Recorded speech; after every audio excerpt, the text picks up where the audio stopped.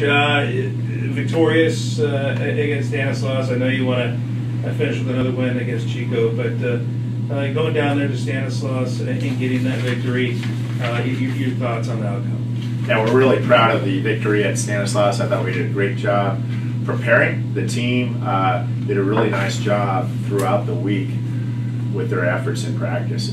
They were focused, together, at a high level. Surprisingly, without playoff hopes coming up, I thought we're staying together and we were playing with some pride. And going down there and starting the way we did, Leland Green was amazing. Some of the shots he was hitting, but it wasn't just him making shots. It's how we created those shots in transition, how we created those shots out of execution in the half court, and then that did fuel our defense. And we kept them to I think it was 24 points the first half, which was probably the best defensive effort we had this year.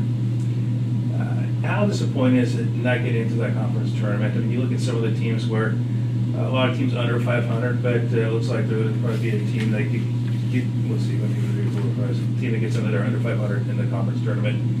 Knowing that you guys have had some really close games, you win, either way. But how disappointing is it knowing that a couple more wins and you guys probably would have been in? It's frustrating. You take a look back at the Sonoma games or the Monterey games, and you pluck one or two of those wins and you put those on our side, and you erase a defeat and add a W, and it makes all the difference. And you try to preach that, you try to tell the team that as you go week by week in this marathon of the season, and you look back and you just shake your head, and especially when we're playing well as we are right now late in the season. And we always know that we have the potential to win. We've got the firepower to win. It's just putting together both offensive efforts and defensive efforts for 40 minutes, which we didn't do throughout the season. We have shown signs of doing that. When we do, we get those wins. Final game of the regular season, you're obviously going to lose some very talented seniors. Some of your underclassmen have showed some very positive results. But what will it take in the off season? What does this team need to kind of get you over the hump and back into the postseason? So we have 5 seniors going out. Very proud of their efforts, and we will celebrate them Thursday night. And we have 5 freshmen that have been in the basketball program. We have 3 that are on the playing roster and 2 that have redshirt. So those 5 freshmen coming back, and they've obviously shown a lot of talent. We think Isaiah Pope has a great opportunity to be Freshman of the Year. That balloting is happening as we speak. Hopefully we'll have some good news next week on that.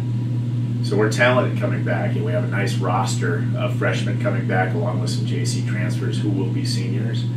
And we feel like the core of this team with the supplement of some new recruits. And we want to recruit high character guys, academic guys, and guys that certainly can play at the CC2A level. And so you put those 3 packages together when you go out recruiting and evaluating, which we have been doing throughout the season, and that will escalate on our priority day to day with Coach Mendoza, myself, my staff. But we'll go out and recruit some new future student athletes that will help us get back in the win column for next season. I'm sure you'd want to be playing in the conference tournament next week in regionals. When you do in the postseason, it obviously takes away more time from recruiting, but it's also something that you want to be. But not going into the postseason, obviously next week the focus is on recruiting. So in a way, how will that help you with more time to kind of get ready and bring in those players? It's a huge advantage not being in the playoffs as far as the recruiting piece. They're going to be preparing and playing games, and I will have my bags packed Friday morning, and I plan on driving out of the county and actually going north to Oregon to take a look at some kids up there this weekend. And so we'll have a week or 2 ahead of everybody else, I guess, so to speak, within the conference, because we won't be in that tournament. They've had the advantage, though. Honestly, they've had the advantage all year, being in LA or San Francisco, the Bay Area. Those teams are able to get out every Tuesday, Wednesday, Thursday, Friday and see games, where we're not able to do that because of our location. But I'll play catch-up mode here in recruiting, but make sure we bring in high-character, high-level academic kids that can play. When you don't have the best record, it probably makes recruiting obviously more difficult. I mean, the players want the experience; they want to go to the winning team. Also, the winning tradition that has been here at Humboldt State. But what will you do when you're bringing in the players that you want to bring in? What's a selling point that you can sell these kids?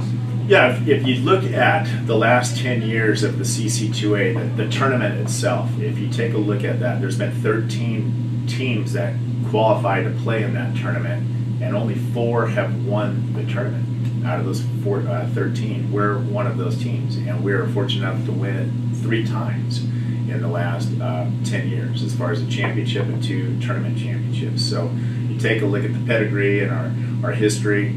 Last time we won it was 16, and since then San Diego's won it every year. So we're the last team that has won the tournament other than anybody else in the conference. So you take a look at that, and it's kind of eye-opening to think that nobody else has really won a championship other than ourselves. UC San Diego, Pomona, and Stanislaus squeaked in for 1 win in the last 10 years. I was going to ask you another question, and